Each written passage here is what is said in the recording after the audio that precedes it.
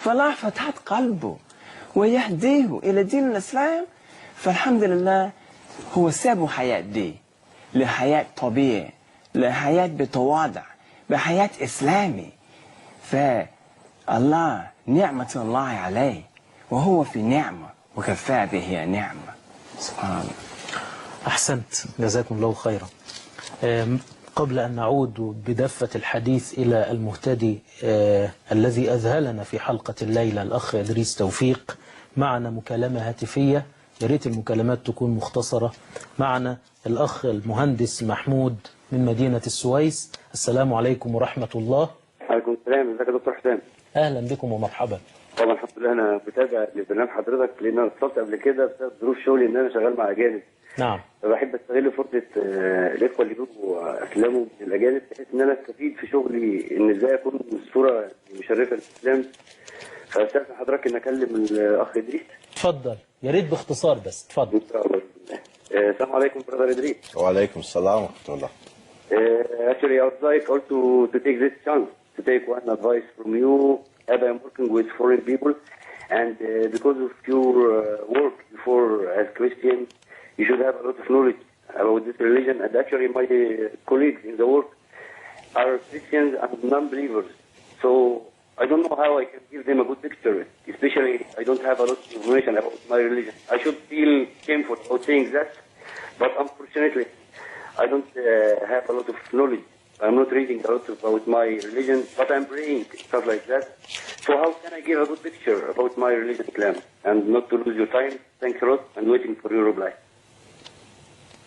You want to make any comment? نشكر الأخ المهندس محمود من السويس. Go on. Bismillah ar-Rahman ar-Rahim. What I would say, brother, is very simple. Our beloved Prophet ﷺ said that all we need to tell people about Islam is one ayat of Quran. We don't need all the books, we don't need a library of books to talk about Islam. The person that told me about Islam was a little boy selling bananas. So what you're called to do, brother, I would say, I don't give people advice, but it would seem to me that this is what you're called to do, is by your good example, show people what Islam is like. Words are easy. Words come very cheap. And unfortunately, I'll be very bold and say it, in the Muslim world, there are lots of people doing a lot of talking and telling people what to do. And unfortunately, a lot of it sounds to most people like wah, wah, wah, wah, wah, wah, wah. It doesn't touch their hearts. People who don't know about Islam, they've heard about Islam from the television and the radio and the newspaper. They've seen Islam from the bad example of Muslims in the street. So, brother, you are called to be a mercy to these people, to show them the real Islam, to show them what it means. So, for example, you show them, you laugh and joke, you smile. Muslims are not miserable. We're not called as religious people to be miserable people. We're called to be fun. And what you must do, in the midst of the fun and in the midst of the professionalism of your work, you say, can you just excuse me for 5 minutes? I have to go and pray. That's example. You know? And during Ramadan, instead of like many Muslims, you look miserable. Oh, it's Ramadan, I'm hungry and I'm thirsty. In your fasting, you should show your friends you're smiling even more. You're even happier to be a Muslim. You're thanking Allah Almighty that you've been given the gift of fasting. So I'd say, brother, you're given a fantastic opportunity. You don't need lots of books, although it is important to study. Muslims should always improve themselves in every way, in their health and in their mind, everything, their manners. So you should learn. There are lots of very good websites, television channels, books. You should do this. But you start, it would seem to me, by good example. رائع. سأترجم ما دار من حوار بين المهندس محمود من السويس وبين أخينا الأخ إدريس توفيق بعد أن نتلقى هذه المكالمة الهاتفية. الأخت أم عصام من القليوبية. السلام عليكم ورحمة الله. أحييكم بأعظم تحية، تحية الإسلام، السلام. السلام عليكم ورحمة الله وبركاته. عليكم السلام ازيك يا ورحمة الله دكتور وبركاته. حسام؟ أهلا بكم. بارك الله فيك، رفع قدرك. آمين. وعزك الله إن شاء الله. آمين. إيه البرامج الجميلة اللي أنت بتجيبها لنا دي، بتفتح صدورنا للإسلام.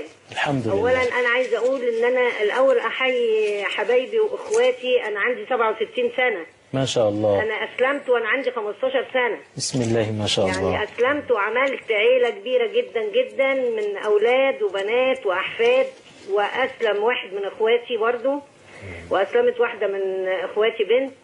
وأنا بفتقد بدين الإسلام. ما شاء أولا الله. دين عظيم، ودين كل اللي بيقول عليه إرهاب دول ما يفهموش حاجة طبعا. نعم. لأن من شرح الله صدره للإسلام فهو على نور من ربه. وويل للقاسية قلوبهم من ذكر الله. أنا ما أقدرش أقول أكتر من إن أنا يعني دين الإسلام ده دين عظيم. نعم. وأنا دلوقتي مع الله في القرآن الكريم على طول بحفظ أنا القرآن لوحدي. ما شاء الله. ويعني أقول لك أنا بختمه كل شهر مرة. بسم الله ما شاء الله. والحمد لله يعني. بس أنا حصل لي ابتلاءات كتير جدا جدا جدا، والابتلاءات دي طبعا أنا ما فرطش منها، يعني ما قلتش لا أنا أرجع لأي حاجة. فالحمد لله تقبلت الابتلاءات منهم. يعني ابن مني فقدته، فكان هو سبب في ان انا اوصل لاعلى الدرجات في الدين. ما شاء الله. فالحمد لله والشكر لله، ربنا نور قلبي بنور الله وبنور الاسلام. وانا بحيي الاخ ادريس.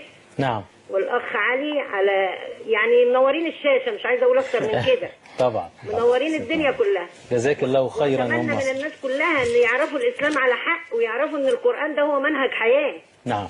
ومنهج حياه للناس كلها. وكل اللي بيحصل في الدنيا دلوقتي حاليا على قد فهمي كله موجود في القران.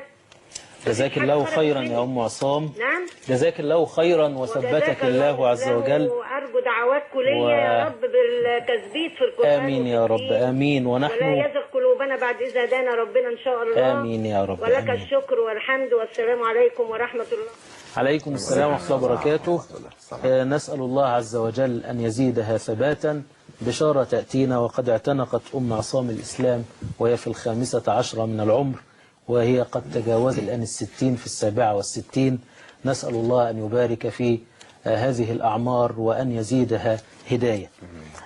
مضمون الحوار الذي دار بين الأخ المهندس محمود من السويس وبين أخينا إدريس كان يدور حول فكرة الدعوة، كيف ندعو الآخرين إلى الإسلام.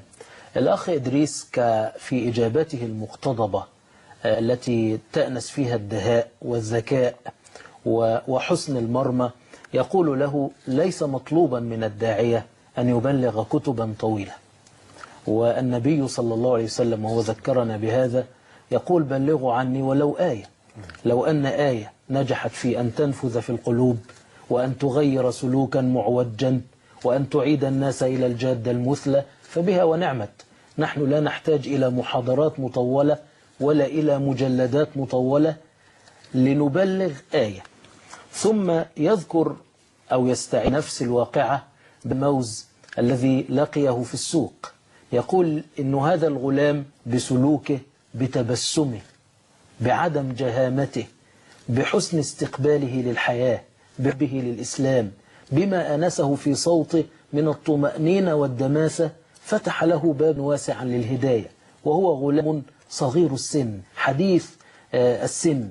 ومن هنا فهو يقول نحن لا نحتاج إلى مجلدات مطولة، لكنه يضع إبهامه على العصب العاري من أوجاع المسلمين.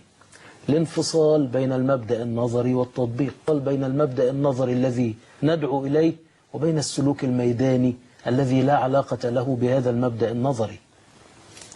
فكأنه يستحثنا أن نكون مسلمين بأخلاقنا، بسلوكنا، بتعاملنا مع الناس. أشار إلى مسألة مهمة: لماذا يتجهم البعض؟ لماذا لا نقابل الغرباء بابتسامة كما كان النبي صلى الله عليه وسلم يتبسم في وجه الناس، وكان تبسمه حافزا لهم أن يزدادوا حبا لهذا الدين. وضرب مثلا بما يحدث في شهر رمضان. الناس في شهر رمضان بعضهم يظل يتضور ويشكو من الجوع، بدل أن يقدم أمثلة ميدانية وحية للجهاد والولاء لهذا الدين.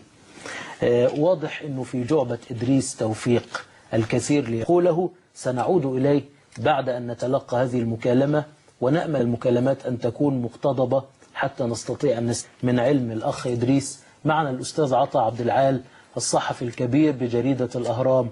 السلام عليكم ورحمة الله. عليكم السلام ورحمة الله وبركاته. أهلا بك يا أستاذ عطا. إن شاء الله تكون بخير. الحمد لله. مرحبا بك وبضيفيك الكريمين. أهلا مرحبا بك. شيخ إدريس. مرحبا يا شيخ علي. بارك الله فيكم وثبتكم على الإيمان. أنا فعلا أسلكت صدورنا جميعا، وكنت يعني أنا أرحب بكما، وأود أن أسأل الشيخ إدريس يعني ما نوعنا الذي